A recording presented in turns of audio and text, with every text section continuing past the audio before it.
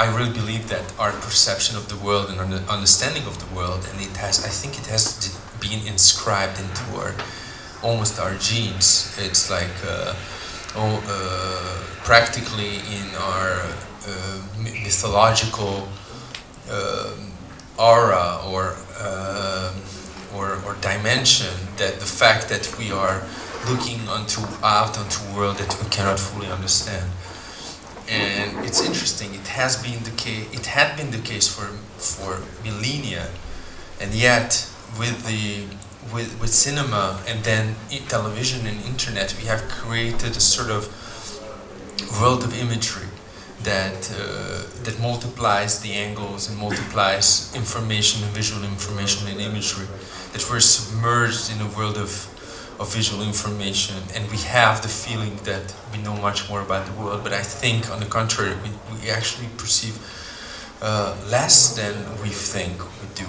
And so I just wanted to say that because I think there's a civilizational moment right now which creates this disturbance between what is inscribed in our mythological being or what we can have access to, and at the same time this kind of worshipping of images that creates a flow of uninterrupted flow of images that I think makes us very anxious and full of fear, and I think that's an idea I wanted to say.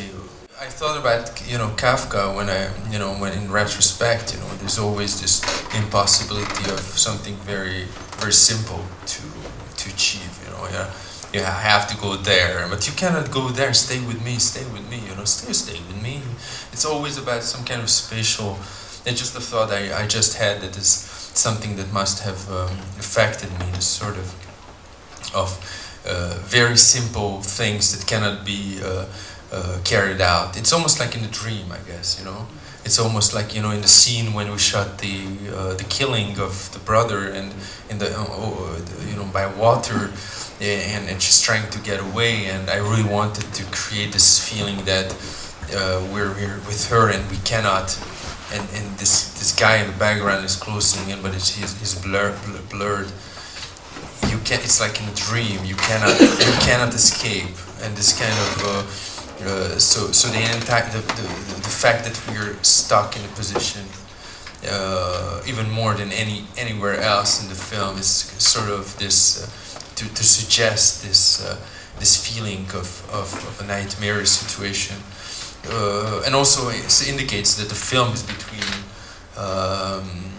awakening and dream, and it's something that the rhythm of the film being, or the composition or choreography between a sort of perpetual movement, but also always dynamic, and creating the feeling that that we're with her, so we're closed in terms of visuals. We're closed on her, so we see her. She is our prism, but yet she's also the obstruction. And then we have an opening because she's trying to uncover the truth around her. She's trying to open the curtains to understand her world. But the more she does that, the more she uncovers new layers. In a way, that's a sort of a conflict between these openings and closings, and that actually created the forces for directing and the camera work. But there has always been a sort of defining strategy for directing, and everything had to be subordinated to that, I guess. 50% of what I say tonight is probably in retrospect, because even if I try to formulate things and ideas as much as possible, sometimes I need to accomplish those things in order to understand them fully. But I wanted to be in the character's head, that's for sure, and I wanted to convey the sense of obstruction and feeling of being lost and confused, and the layers that exists in the image had also something's going on upstairs. I don't know what. You know. I hope really nobody's ears is coming in. That's like divine signs of some sort. No, it's a kid. What a kid is doing in the cinema? A divine kid. Yeah. So it's really to be in this layered experience, and for example, there's something that also creates some kind of that's also my way of creating discomfort a little bit, but because I'm sorry, that's also my role as a filmmaker, to push you as audience members, to push you out of your comfort zone, to question the established grammar of representation and the film experience, and the fact that we created with the sound in film most of the time now, unfortunately, is reduced to doubling the image in a way. Although sound can do much more, so much more, and create new perspectives and very, I have to rely on your imagination as viewer, so that this experience can become, if you let it to become personal, because you will project your own questions and uncertainty and darkness and desire onto the film, and this is a film about that also. So what I can do with the image, I can also do with the sound. The usual mixing strategy in a traditional narrative film would be to put the dialogue track at a certain level that will be more or less clearly separated from other voices, background voices, atmospheric voices.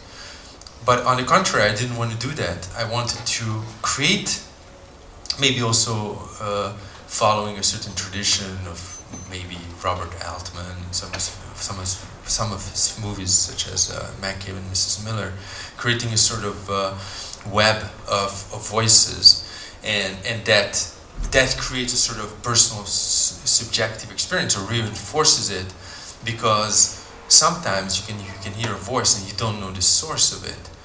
You don't know, at some point it starts by disturbing you, I guess, because is it a piece of information that's relevant?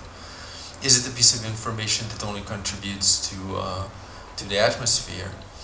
What is this? And then you hear these voices, and most of the time you cannot specify, find the focal point, the origin of the voices. So we purposefully created a blurred set of layers of voices and sounds, and also, for example, creating the fact that music in the film sometimes starts as score and goes into source, and or the other way around. Sometimes you think it's external, but it becomes internal, or the other way around, and you're not sure about that. This feeling of uncertainty that the main character has to go through in her quest had to be conveyed also in the audio, and that my sound designer and I worked on it for almost 6 months to establish that, because we really wanted to.